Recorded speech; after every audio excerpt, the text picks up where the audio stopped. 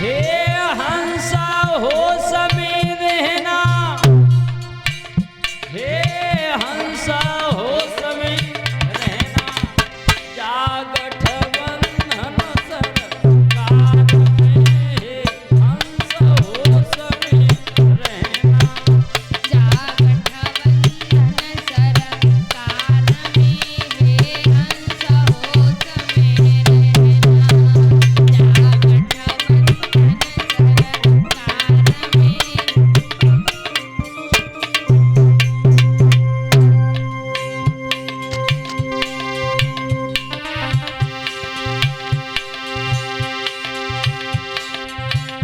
अरे काया नगर विधान सभा है, काया नगर विधान सभा है, काया नगर विधान सभा है, काया नगर विधान सभा है।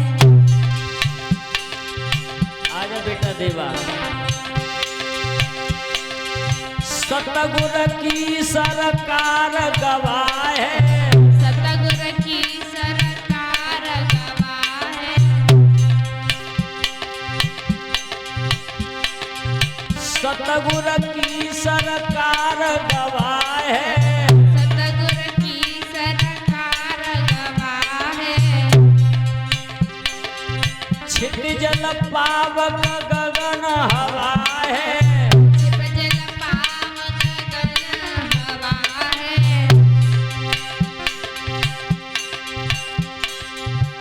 सोई मुख्यमंत्री आप हैं, कोई समर की ऑर्डर देना, कोई मुख्यमंत्री आपने कोई संभल के ऑर्डर देना, कोई मुख्यमंत्री।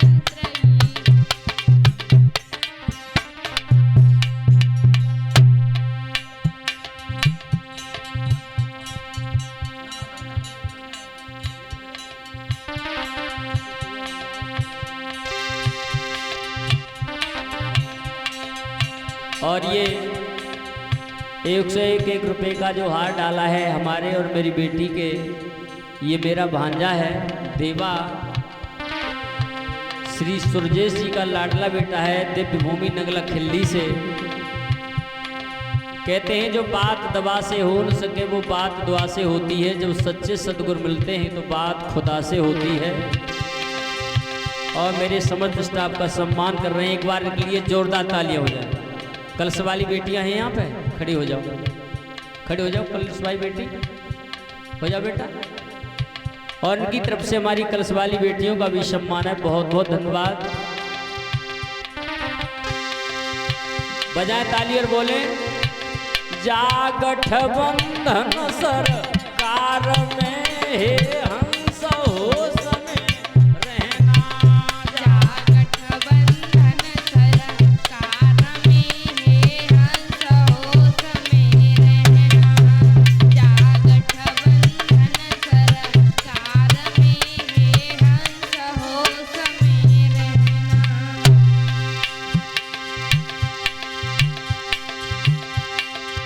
काम क्रोध मद लोभ विभीषण,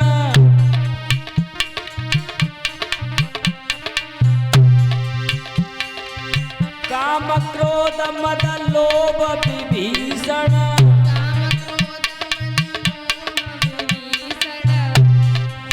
जाके बिगड़े सभी समीकरण,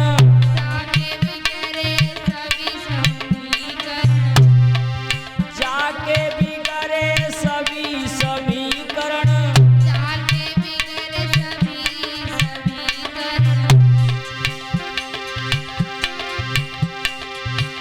कोई मुख्यमंत्री आप हैं, कोई समर के ऑर्डर देना, कोई मुख्यमंत्री आप हैं, कोई समर के ऑर्डर देना, कोई मुख्यमंत्री आप हैं, कोई समर के ऑर्डर देना।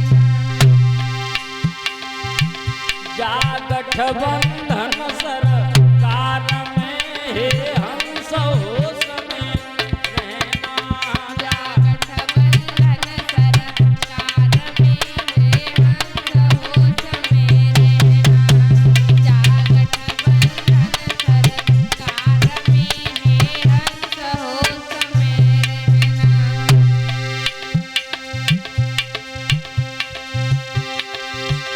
हे हंस हो समीर रहना, हे हंस हो समीर रहना, जा गठबंधन कर काल में, हंस हो समीर, जा गठबंधन सरकार में, हे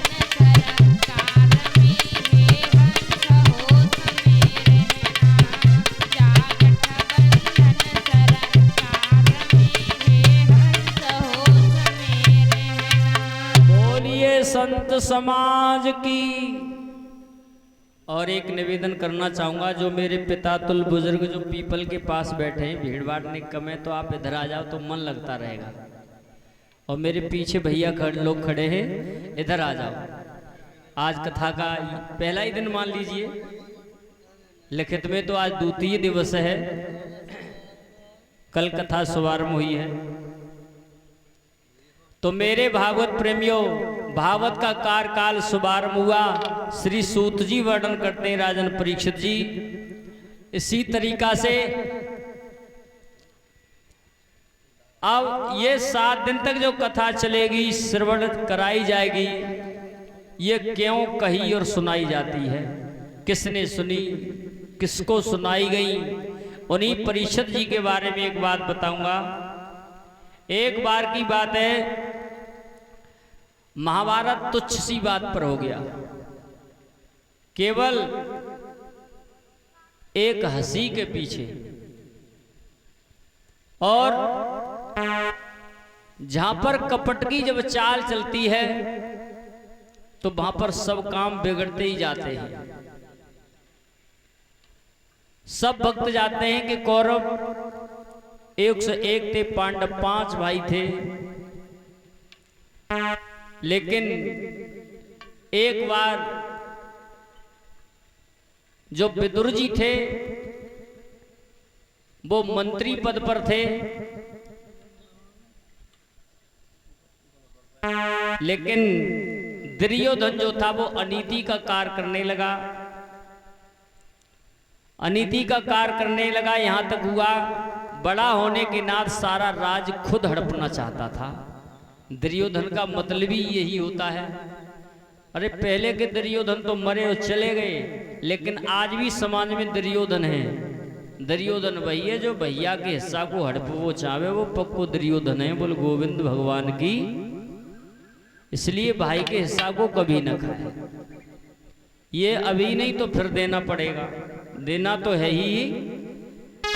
मेरे बहन भाइयों, सूत जी वर्णन करते हैं कपट का जुआ खेलना। ये जुआ खेलना कोई अच्छी बात है?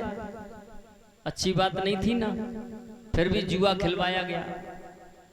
और एक तुच्छ सी बात पर बस ऐसा महल जो बना करके तैयार किया गया था, जहां पर जल था वहां पत्थल दिखाई देता था, जहां थल था वहां पर जल दिखाई देता था। और एक दिन दुर्योधन उसी सभा में चला गया, तो उसने थल समझ करके पैर रखा, वो जल में चला गया। द्रौपदी को हंसी आ गई।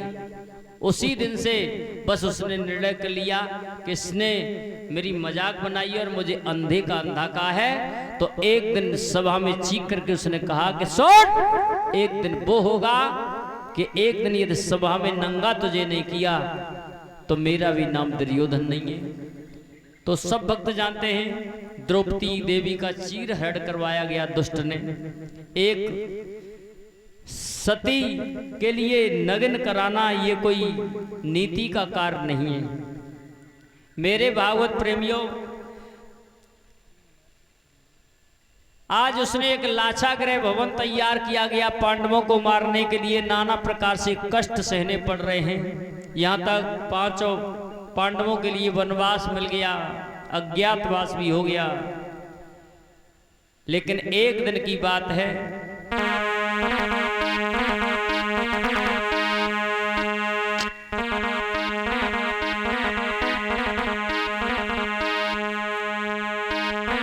भीष्म पितामह अंतिम क्षण का जो युद्ध चल रहा था,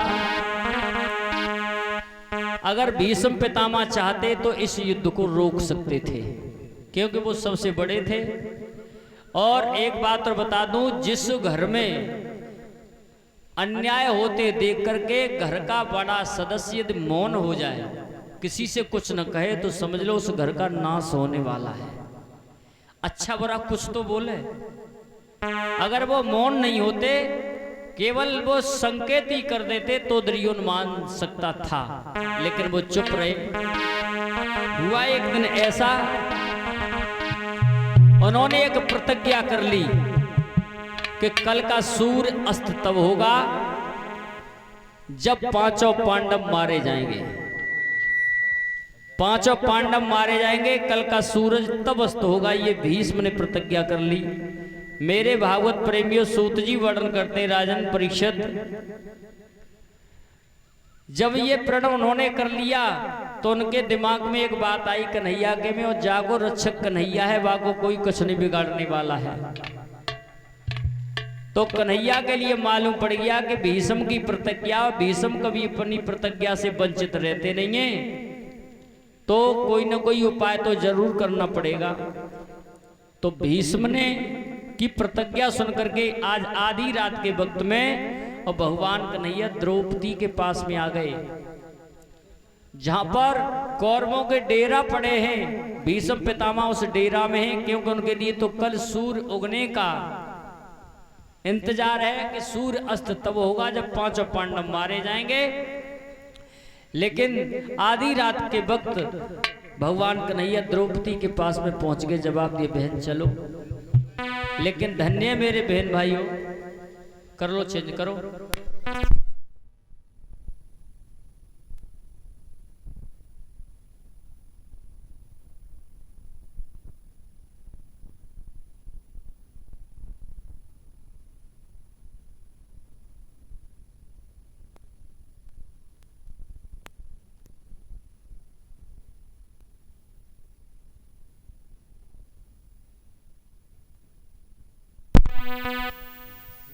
चालू कर दो।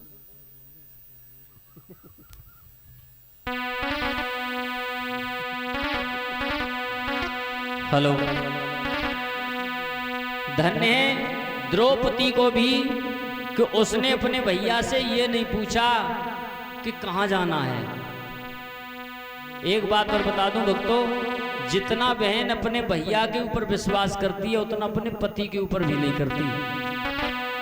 और वास्तविक सतीत्व की रक्षा भी भैया के द्वारा होती है, क्योंकि जब माता सीता का हरण हो गया था तो आपने देखा होगा, सीता मैया केवल एक तिनका लेकर के बैठ जाती। वो तिनका कोई गैर नहीं था, वो तिनका ही उसका भाई था, क्योंकि पृथ्वी से पैदा थी सीता मैया, उसे भूमिज कहते हैं। और जो तिनका है वो भी भूमिजा है, भूमि से पैदा है, तो दोनों बहन भाई हुए। तो उसी का तिनके का सहारा लेकर के बहन अपने सतीत्व की रक्षा करती है। तो आज भगवान कन्हैया के साथ में द्रौपदी आधी रात के वक्त चल दी नंगे पैरों। भगवान कन्हैया ने चप्पल उठाए के बगल में रख ली और चल दिए बहन के साथ में, और द्रौपदी को समझा दिया कि जाओ, जहाँ भीष्म बैठे माला जप रहे वहां पहुंचो।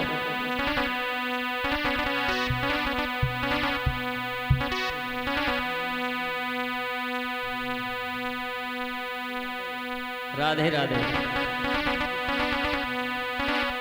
अब द्रौपदी ये देख रही है कि भीष्म पितामह कहाँ हैं। कन्हैया ने कहा कि जाओ उनका आशीर्वाद लेकर के आओ। तो चल दी आधी रात के वक्त।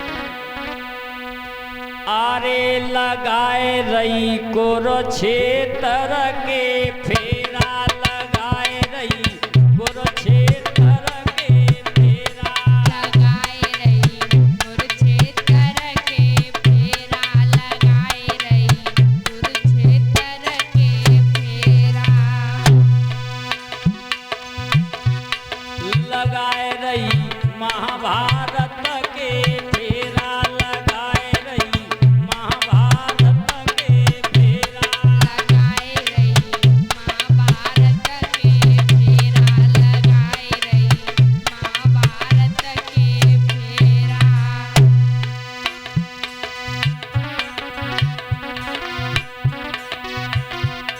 और द्रौपदी चली। अरे अर्धरात में घूम रही है,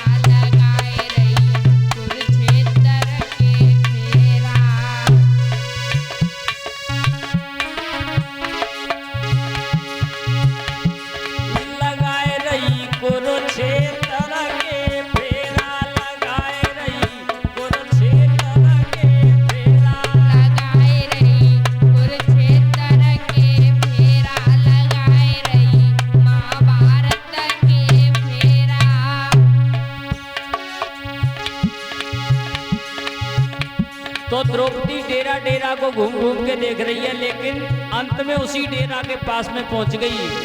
कहां? अरे माला घूमी रही रे बाबा की रैया बाबा की, दादा रण को बांध दो सेरा लगाए रही, कुरुक्षेत्र के फेरा लगाए रही।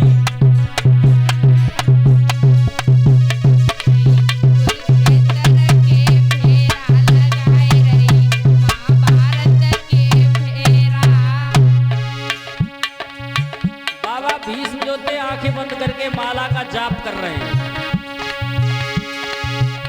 अरे माला घूमी रही रे बाबा की रही बाबा की, अब रण को बांध दो सेरा लगाए रही, महाभारत के फेरा लगाए रही।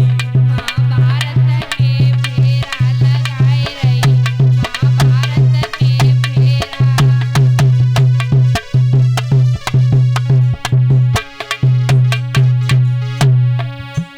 बाबा भीष्म यहाँ पर माला घुमा रहे थे, द्रौपदी ने जाकर के अपना सिर रख दिया, लेकिन बाबा ने अपनी आंखें नहीं खोली बहनों। और बाबा ने आंखें नहीं खोली, उन्होंने समझा कि दुर्योधन की पत्नी आई है आशीर्वाद लेने के लिए, क्योंकि आधी की रात के वक्त तो और कोई आएगा ही नहीं। ये दुर्योधन की पत्नी है, तो आंखें बंद करे करे बाबा भीष्म ने एक वचन दिया।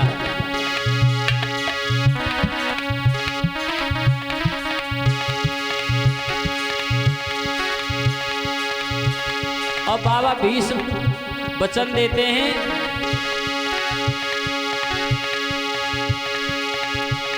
अरे माला घूमी रही रे बाबा की रही बाबा की, और रण को बांध दो सेरा लगाए रही, कुरुक्षेत्र के फेरा लगाए रही, महाभारत के फेरा। कुरुक्षेत्र के फेरा लगाए रही, महाभारत के फेरा। तब बाबा भीष्म बोले, अरे हाथ उठाए कही बाबा ने, कही बाबा ने, कही बाबा ने, बेटा सुहागव मरु रहे तेरा लगाए रही, कुरुक्षेत्र के फेरा लगाए रही, कुरुक्षेत्र के फेरा। लगाए रही, कुरुक्षेत्र के फेरा लगाए रही, कुरुक्षेत्र के फेरा। जिन भीष्म ने ये प्रतिज्ञा की थी कल का सूर्य अस्त तब होगा जब पांचों पांडव मारे जाएंगे, आज उन्हीं बाबा भीष्म ने हाथ उठा करके कहा, जाओ सौभाग्यवती बेटी तेरा सुहाग अमर रहे। जो इतनी बात द्रौपदी ने सुनी सोई हंस गई, और सामने देखा तो द्रौपदी सोई बाबा भीम बोले, तू अकेली नहीं आई है, मुझे एक बात बता। अरे भीतर बाई बुलाए के लइए, बुलाए के लइए, कोसला गिरो है तेरा लगाए रही, महाभारत के फेरा लगाए रही, महाभारत के फेरा। लगाए रही, महाभारत के फेरा लगाए रही, महाभारत के फेरा। ये तेरी सामर्थ नहीं है, अब तू बाय बुलाए के ला जाओ तो कुछ सलाह दइए। हाँ, अरे भीतर बाई तेरी की लइए, तेरी की लइए, को सलाह गिरो है तेरा लगाए रही, कुरुक्षेत्र के फेरा लगाए रही, कुरुक्षेत्र के फेरा। भीतर बाई तेरे के लइए, तेरे के लइए, कोसला गिर है तेरा लगाए रही, कुरुक्षेत्र के फेरा लगाए रही, महाभारत के फेरा। मेरे भैया जो इतनी बात सुनी